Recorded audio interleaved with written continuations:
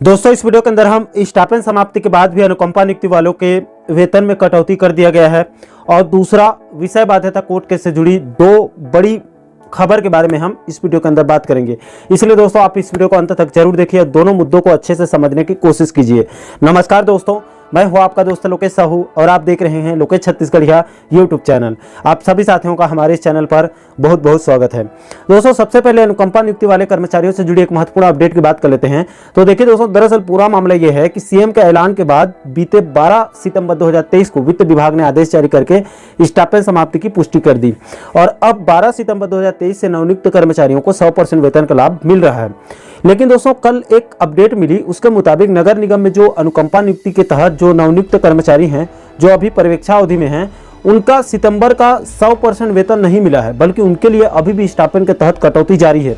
दोस्तों, दरअसल पूरा मामला यह है कि सीएम का ऐलान के बाद और वित्त विभाग के आदेश जारी होने के बाद भी भिलाई निगम के स्थापना विभाग ने परीक्षा अवधि में कार्यरत कर्मचारियों के वेतन में स्टाइपेंड कटौती की है। इससे नाराज होकर स्वायत्त शासी अधिकारी कर्मचारी संघ एवं छत्तीसगढ़ कर्मचारी कांग्रेस प्रकोष्ठ ने उक्त मामले को लेकर भिलाई निगम के महापौर नीरज पाल से मिलकर इस मामले में संशोधन करने का अनुरोध किया गया और इस मुद्दे पर उनको एक ज्ञापन भी सौंपा गया है और उस ज्ञापन को भी आप अपने मोबाइल स्क्रीन पर बगल में देख रहे होंगे, जिस पर महापौर नीरज पाल साहब ने संघ को आश्वस्त किया है कि इस मामले को संज्ञान में लेकर जल्द से जल्द इसका निराकरण करके 100% वेतन दिया जाएगा। इसके बाद दोस्तों आगे बढ़ते हैं और दूसरे नंबर पर विषय बाध्यता कोर्ट केस से जुड़ी एक महत्वपूर्ण अपडेट की बात कर लेते हैं। तो देखिए दोस्तों, इस विषय बाध्यता कोर्ट केस का मामला अब बिलासपुर हाईकोर्ट से निकलकर सुप्रीम कोर्ट पहुंच चुका है और इस संबंध में इस केस के मुख्य याचिकाकर्ता छत्तीसगढ़ पेरेंट्स एसोसिएशन के प्रमुख क्रिस्टोफर पाल जी से कल शाम को मेरी बात हुई थी और उन्होंने इस मामले से जुड़ी महत्वपूर्ण जानकारी दी है और उसको व्हाट्सएप मैसेज भी कर दिया है ताकि उसको आप लोगों को सबूत के रूप में दिखा सकूं। देखिए दोस्तों, दरअसल पूरा मामला ये है कि इस केस को लेकर कुछ दिन पहले ही पाल सर ने ही जानकारी दी थी कि इस विषय बाध्यता वाले केस की सुनवाई 6 अक्टूबर को होने वाली है, लेकिन उस दिन नहीं हो पाई। और दोस्तों, पाल सर ने जो कल नई अपडेट दी है उसके मुताबिक चूंकि विषय बाध्यता मुद्दे पर सुप्रीम कोर्ट ने दिनांक 11 सितंबर 2023 को छत्तीसगढ़ शासन स्कूल शिक्षा विभाग को यानी कि छत्तीसगढ़ सरकार को नोटिस भेजकर 21 दिन के भीतर जवाब प्रस्तुत करने को कहा था और इस नोटिस को 19 सितंबर 2023 को स्कूल शिक्षा विभाग छत्तीसगढ़ सरकार ने स्वीकार किया है। यानी कि 19 सितंबर से 21 दिन, यानी कि ये लगभग 9 अक्टूबर के आसपास का डेट बन रहा है। इसीलिए 6 अक्टूबर के स्थान पर 9 अक्टूबर को ये केस फिर से सुप्रीम कोर्ट में फाइनल हियरिंग के लिए लगने की संभावना है और छत्तीसगढ़ अब जो है वो छत्तीसगढ़ पेरेंट्स एसोसिएशन भी अब इस केस में इंटरवीनर बनने जा रहा है और अपनी बात रखने जा रहा है। तो दोस्तों, पाल सर के मुताबिक कल 9 अक्टूबर को विषय बाध्यता कोर्ट केस की सुप्रीम कोर्ट में हेयरिंग होने की संभावना है। अब दोस्तों, इस मुद्दे पर आगे जो नई अपडेट मिलेगी तो आप लोगों को आने वाले वीडियो में उसको जरूर बताएंगे।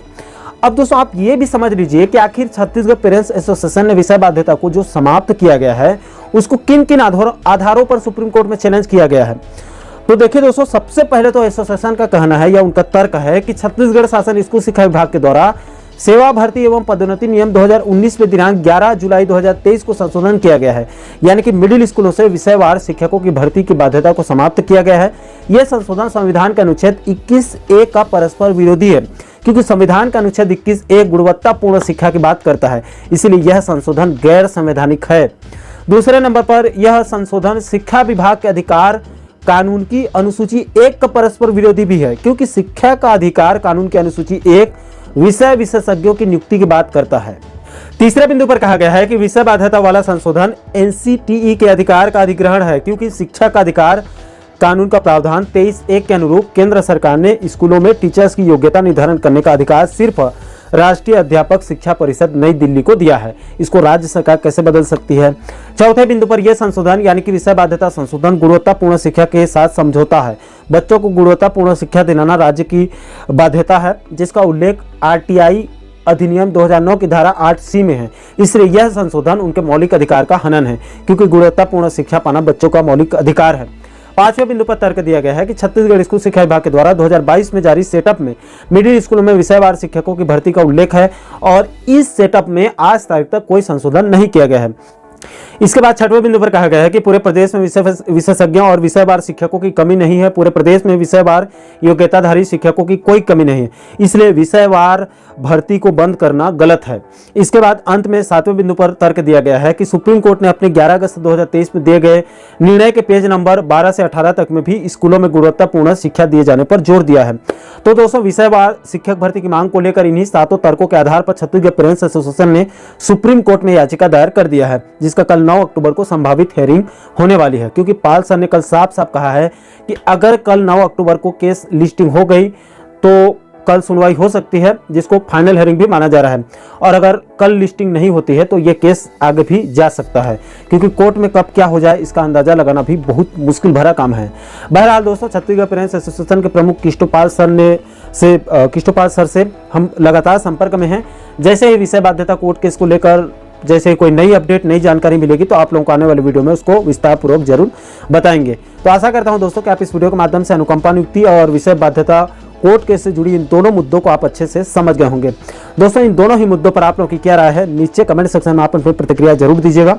और साथियों, आप आगे भी प्रदेश के इसी प्रकार के महत्वपूर्ण मुद्दों पर वीडियो देखना चाहते हैं तो हमारे चैनल को आप सब्सक्राइब जरूर कर लीजिएगा, ताकि आने वाले सभी नए वीडियो का नोटिफिकेशन आप लोगों तक तुरंत पहुंच सके। दोस्तों, अभी के लिए फिलहाल इस वीडियो में इतना ही। मुझे दीजिए इजाजत, मैं मिलता हूं आपसे एक और महत्वपूर्ण मुद्दे के साथ, महत्वपूर्ण टॉपिक के साथ। तब तक के लिए जय हिंद, जय छत्तीसगढ़।